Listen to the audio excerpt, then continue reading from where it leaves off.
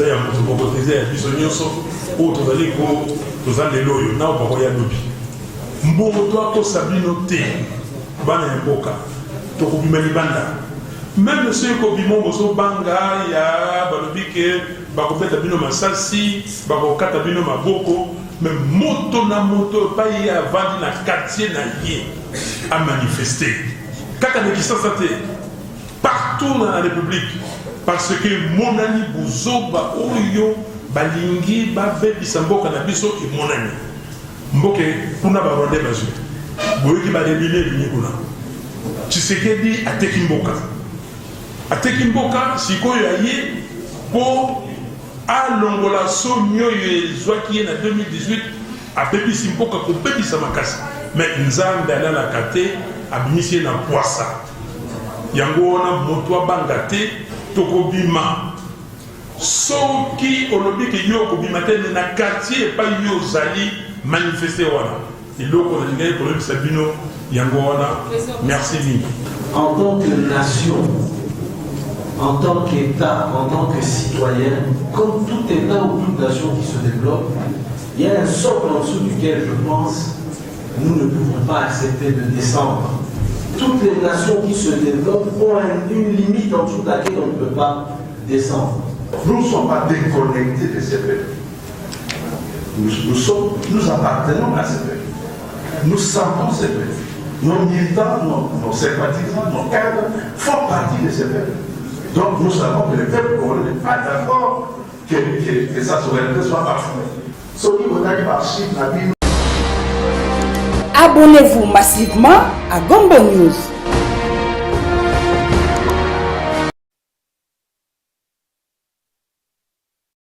Mesdames et messieurs, par son communiqué numéro 002/CENI/2024 du 5 janvier 2024, la CENI est passée aux aveux flagrants de la grande mystification électorale dont elle est auteure et instigatrice.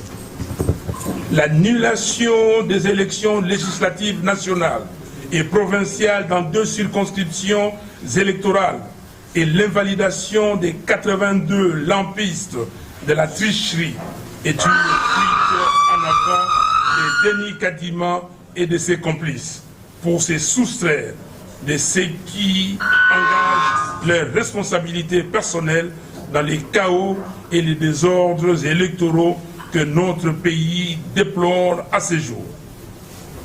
Après avoir obstinément refusé l'audit du fichier électoral, Denis Kadima est dans la même logique aujourd'hui de se soustraire à une commission d'enquête indépendante qui va déterminer sa propre implication ainsi que celle de tous ses complices dans la fraude et la tricherie électorale que nous avons toujours dénoncées et qui viennent d'être démontrées à la face du monde.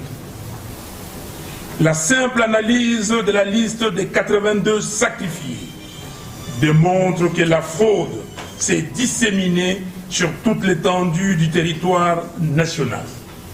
Ceci implique en réalité qu'elle a des dimensions beaucoup plus graves, surtout lorsque l'on constate que les bénéficiaires de machines à voter sont tous globalement de la même famille politique de M.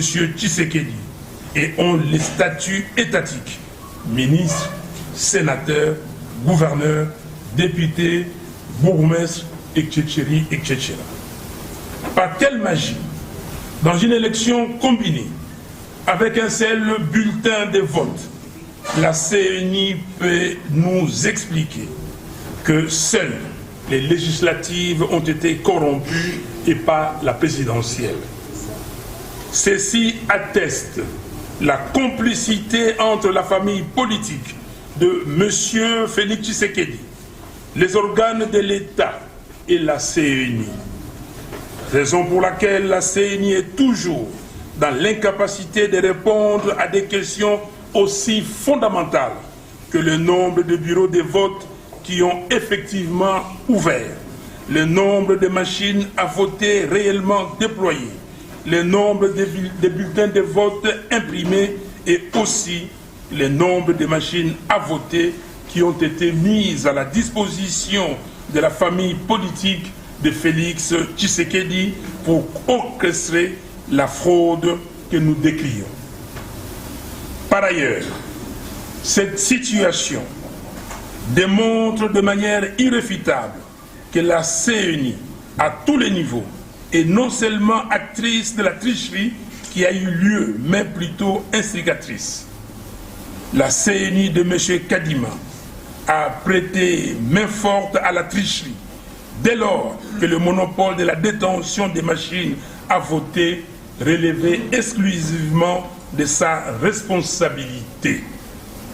Nous réitérons notre exigence de l'annulation totale du simulacre d'élection du 20 décembre 2023 à tous les niveaux et la mise immédiate à la disposition de la justice de M. Kadima, des membres de la CENI, de leurs complices et de tous les autres acteurs de la fraude électorale.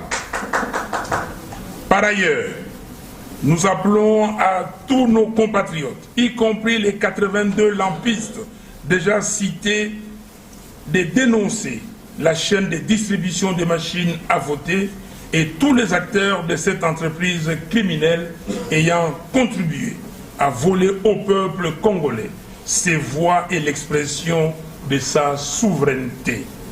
Dès maintenant, nous réitérons notre appel à notre peuple, conformément à l'article 64 de la Constitution, d'entrer en résistance pour faire échec à cette fraude avérée qui ne passera jamais. Je vous remercie. Donc, si vous nous suivez, nous avons tenu notre congrès du 11 au 14 juillet à Kisangani.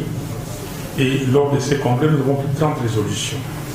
La résolution numéro 24 disait ceci, et je vais la citer, que le boycott n'est pas dans notre vocabulaire. Et nous exigeons les élections transparentes, impartiales et apaisées. On n'a jamais boycotté, mais nous avons fait pression. Aujourd'hui, tout le monde nous donne raison. Nous avons fait pression parce que nous avons mis en place au sein de l'AMUCA ce que nous avons appelé la COEL, la coordination des électorale de l'AMUCA. Nous avons suivi de pas en pas toutes les activités de la CENI, toutes.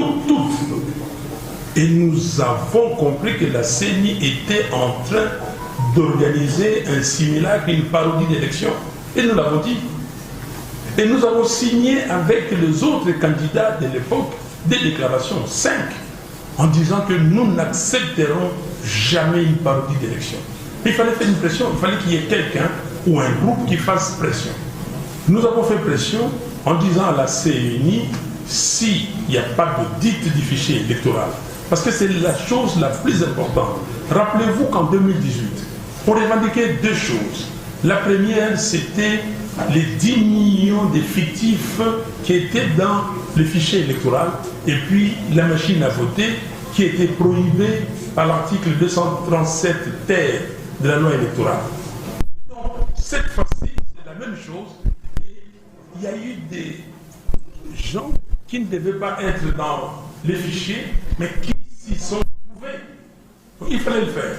Et nous l'avons fait. M. Kadima nous a invités le 30 juin, on a été, et nous nous sommes mis d'accord, on était en passe de se mettre d'accord. Il a dit qu'il devait se référer à sa plénière, et la plénière lui a dit, niet, il n'y a pas d'audit externe du fichier électoral. Et nous avons dit, dans ce cas-là, nous ne présentons pas non plus nos candidatures à tous les niveaux. Mais, quand les catholiques et les protestants ont dit que oui, nous aussi, on a demandé l'audit externe, ils ont refusé. Nous avons aussi demandé l'audit citoyen, ils ont refusé. Et maintenant, nous allons les avoir en allant devant le bureau de vote, bureau par bureau, et filmer les résultats qui seront proclamés, qui seront publiés et affichés pour que la transparence y soit. Et là, dans ce cadre-là, nous, la MOUCA, nous sommes réunis en disant, mais qu'est-ce qu'on fait? Revenons. Parce que ce n'est pas des boycotts. Ce que nous cherchons, c'est la transparence. C'est les élections transparentes, les élections impartiales. Et nous sommes allés, et j'ai bien dit à M. Kadima, nous ne sommes pas revenus ici pour que vous trichiez facilement. Nous sommes venus pour vous coincer. Et nous avons demandé à ce qu'ils récupèrent, que la CENI récupère nos candidats députés provinciaux et députés nationaux. Il n'a pas voulu. Certains de nos membres sont partis, mais la plupart, 98%, sont restés. Et nous avons été. Donc, quand vous dites que, est-ce que vous regrettez? Mais est-ce que là, il y a eu élection? Si nous n'étions pas là, je vous le garantis, si on n'était pas là, même cette tricherie ne se serait pas fait comme ils l'ont fait. Ils se sont précipités et pour eux, il fallait ridiculiser certaines personnes. Je ne vais pas les citer ici, mais voilà là où leurs projets néfastes les ont amenés. Donc, ils sont aujourd'hui eux-mêmes ridicules parce que, comme disait Mobutu, vous êtes jeunes ici, mais les gens de mon âge, peut-être moins âgés que moi, doivent les comprendre. Ils disaient aux gens, mais même si vous voulez voler, vous y va quand même la maille. Si vous voulez voler, volez intelligemment. Même les tricher, ils ne savent pas tricher. Mais qu'est-ce qui s'est passé? Ils ont été confondus. Donc, pour nous, nous n'avons jamais boycotté les élections, nous ne boycotterons jamais les élections, mais ce que nous voulons, ce sont les vraies élections. La souveraineté du peuple congolais doit être garantie. On ne peut pas mettre à la tête du pays, comme M. Tshisekedi, et vous le savez tous, qui n'a jamais été élu, et le mettre pour diriger ce pays. Je vous pose une question. Je prends quelqu'un qui n'est pas là. Il est représenté, le docteur Mukwege. Le docteur Mukwege, il est docteur, prix Nobel de la paix. Il est pasteur. Il est à Panzi. Est-ce que vous imaginez que le docteur Mukwege soit battu à plate couture à Panzi? Est-ce que vous acceptez ça? Surtout, et là je m'adresse aux Occidentaux, qui s'évertuent tout le temps à dire que non, les votes au Congo est sociologique. Vous avez bien un vote sociologique ici? Est-ce que M. Félix Tshisekedi, à Kikwit, il peut gagner, peut me battre? À Kinshasa, ici, il peut me battre? Quelle corrélation faites-vous entre la campagne et les résultats? Je marchais d'Ndjili jusqu'à l'aéroport d'Ndjili, jusqu'à Sainte-Thérèse. Vous avez vu le monde? Et ces gens-là étaient amnésiques 5 jours après pour ne pas voter utile. Donc là, aujourd'hui, Félix Tshisekedi voulait prendre une revanche. Mais malheureusement, même l'intelligence à ces niveaux manque. C'est très grave. En 2018, nous avons mis 220 000 témoins. Je vous le dis, 220 000 témoins pour la MOUCA. Et nous avions des procès verbaux. Et nous avons constitué 26 cartons. Province par province, on a amené ces procès verbaux à la Cour constitutionnelle. Et on vient nous dire qu'on n'a jamais amené. Et Dieu merci que le juge Corneille Wassenda, dans son opinion dissidente, l'a bien spécifié, que les avocats de Fayoulou ont amené des PV, demandé à la partie adverse d'analyser ça et de tirer des conclusions. On n'a jamais fait. Cette fois-ci, je peux vous dire qu'on a fait plus de 220 000. Si vous prenez tous les candidats ici réunis, c'était plus de 300 000 témoins. Mais est-ce que les témoins ont amené des PV? On n'a pas de PV. Les témoins, on les chassait des bureaux. Vous êtes témoins vous-même. Vous les avez vus? Vous avez vu nos témoins être chassés des bureaux de vote. Alors vous parlez de quels témoins? Les évidences sont là. Ce n'était pas une élection. M. Tshisekedi et M. Kadima et M. Toto, parce qu'il faut l'ajouter, lui aussi, ils se sont concertés pour laver l'opprobre de 2018.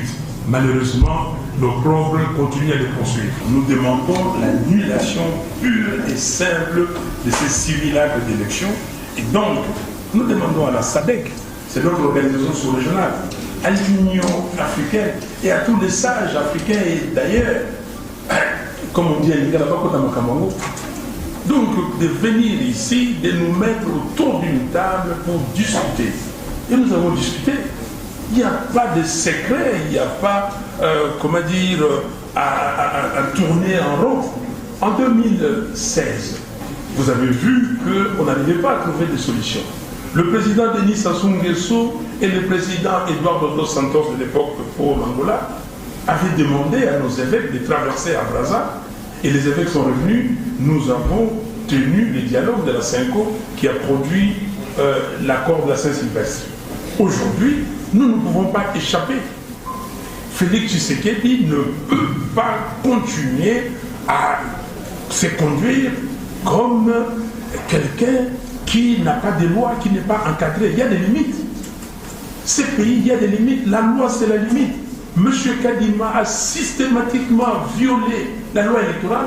Il se disait, bon, nous sommes au Congo, et comme il n'y a pas de limites, j'y vais. Mais il a compris qu'il y a des limites.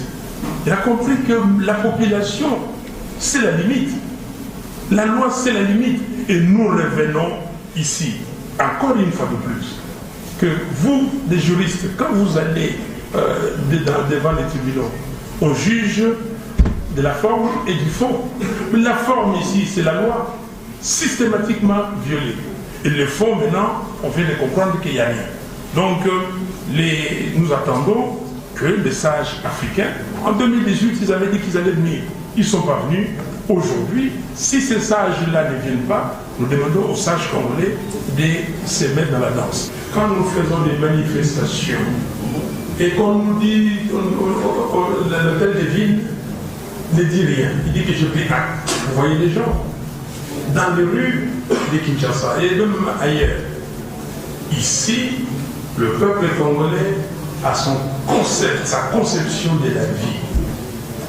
Il ne veut pas se faire tuer. Aujourd'hui, M. Mobila a organisé une manifestation, j'ai vu un Ngouma là-bas. Est-ce qu'il a demandé à l'hôtel des villes des plans d'acte pour cette manifestation? Et pourquoi les gens sont venus? Et s'il vous plaît, à vous et aux étrangers, aux occidentaux qui sont ici, le peuple réagit à chaque fois. Mais le peuple ne veut pas être tué parce que le régime Tshisekedi est barbare. Parce que M. Tshisekedi a mis en place une milice. Une milice qui vient avec des machettes. Vous avez vu les mercredis de la semaine dernière, quand nous étions devant les sièges des décidés. Vous avez vu le nombre de jeunes gens, des forces de progrès avec des machettes. Moi j'ai des membres, les doigts coupés. Vous avez vu ça? Mais que fait l'État? Que fait le procureur général de la République pour mettre hors d'état de nuire ces gens? Le peuple est prêt, mais laissez le peuple manifester librement. Et vous allez voir. Alors, je reviens sur la question des 82 candidats invalidés. Quelle est la démarche pour contrer? Monsieur, il n'y a pas de démarche pour contrer. La seule démarche, c'est que nous avons dit, il faut annuler ces simulacres d'élection. Il n'y a pas autre chose. Ça se voit au grand jour, et ça s'est vu au grand jour, qu'il y a une tricherie planifiée. Alors, pourquoi cette union, maintenant par avant? Vous n'avez pas vu l'union avant? Le 14 avril de l'année dernière, je n'étais pas à Lubumbashi. Nous n'avons pas fait des déclarations ensemble. Mais si maintenant, chacun dit qu'il est candidat, moi je peux vous dire, je vais citer Pierre Lumbi, personnel. Pierre Lumbi me disait, Martin, tu sais que nous pouvons avoir 2, 3, 4 candidats de l'opposition. Les candidats de Kabila n'arriveront pas à la deuxième ou à la troisième position. Élection normale. M. Tshisekedi ne pourrait même pas être quatrième. S'il y a une élection normale, et nous sommes alignés comme on était alignés, Tshisekedi ne pourrait pas arriver à la quatrième position. Je vous le garantis. Avec des pourcentages normaux.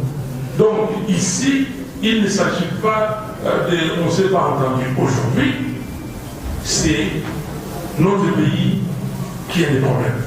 Notre pays est en train d'être ballotté. Si nous ne faisons pas attention, on n'aura pas ce pays dans son état actuel, dans son intégrité que nous avons aujourd'hui. Donc, vous voulez qu'on continue à laisser chacun de son côté? Mais c'est ça le patriotisme, c'est ça l'essence de la responsabilité. La responsabilité nous commande que nous devons nous unir. M. Tshisekedi, s'il était patriote et s'il était responsable, il devait se dire, le pays est en danger. Et je dois, moi aussi, rejoindre les patriotes qui demandent l'annulation de ces élections et qu'on se mette autour d'une table pour discuter des vraies élections et que le meilleur l'emporte.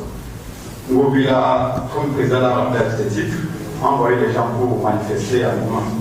Mais avant tout, Ngobila a envoyé des centaines de gens manifester devant les sièges de la CENI aujourd'hui. Je dis bien des centaines de gens. À la veille de notre dernière manifestation, nous étions à l'hôtel de ville, j'étais en face de Ngobila. Il m'avait dit, vous n'allez pas marcher devant les sièges de la CENI, parce que c'est inviolable. Deuxièmement, parce que c'est la Gombe, c'est une zone neutre. Maintenant, comme on dit toujours, l'injustice finira un jour par vous atteindre si vous ne la combattez pas. Mais Ngobila aujourd'hui, c'est fait passer pour une victime. Et il a envoyé les gens là où il nous a interdit la fois passée. Mais j'aimerais m'adresser à vous parce que c'est nous qui allons marcher. Et nous allons marcher. Tout le monde dit ici à 15 on va marcher. Bientôt nous serons là. Et vous allez le voir. Souvent quand Ngobila nous dit Ngobila c'est une zone rouge ou neutre, plutôt Ngobila c'est une zone rouge ou neutre, vous dites oui on vous a interdit. Est-ce que vous pouvez aller, c'est soi-même aller poser la question à Ngobila? Pourquoi avez-vous envoyé vos gens de la CP devant les sièges de la CNI à la Gombe, une zone déclarée rouge ou neutre comme vous voulez? Nous prenons à témoin parce que souvent vous relayez les choses sans parfois discernement. On vous a déjà dit que Ngobila n'a pas le pouvoir d'interdire et décréter une zone, une partie du territoire, zone rouge ou neutre. Et donc, c'était très important qu'on vous dise que prochainement, quand on va sortir, ne venez pas vous les médias nous dire oui, c'est une zone rouge, oui, c'est une zone neutre, vous n'en avez pas le pouvoir. Et comme chef de parti, j'ai décidé de vous préciser parce que nos militants se préparent pour des manifestations, comme il a été dit ici par tous les candidats. Merci beaucoup. Mboko yo eza ya moto moko eza ya biso nyonso oyo tozali toza lelo oyo na opako ya lobi mboko toakosa bino te bana ya mboka tokobima libanda meme soki kobima bozobanga ya balobi ke bakobeta bino masasi bakokata bino maboko me moto na moto epai ye avandi na quartier na ye amanifeste kaka na Kinshasa te partout dans la République.